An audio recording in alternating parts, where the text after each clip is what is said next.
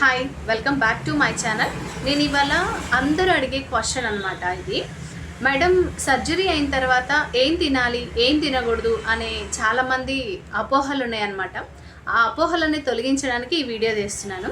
First మనం ఏంటంటే protein food తీసుకోవాలి.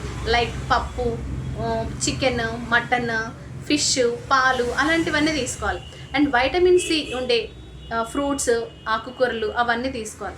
అవి తీసుకోవడం వల్ల గాయం త్వరగా మానిపోతుంది. వాటర్ ఇంటేక్ కూడా ఎక్కువగా తీసుకోవాలి.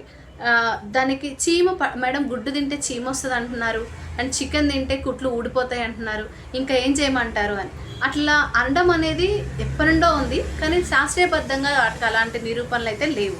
అండ్ మనం చేయాల్సింది ఏంటంటే డ్రెస్సింగ్ చేసుకోవాలి అండ్ నీట్గా మెయింటైన్ చేయాలి. వాటర్ ఇంటేక్ ఎక్కువగా తీసుకోవాలి. అలా చేయడం వల్ల అలాంటి ఇన్ఫెక్షన్స్ కానీ అది కుట్లు ఊడిపోవడం లాంటివి కానీ జరుగుతుంది. ఈ అపోహ మీకు తొలగిపోతుందనే అనుకుంటున్నాను. Thank you.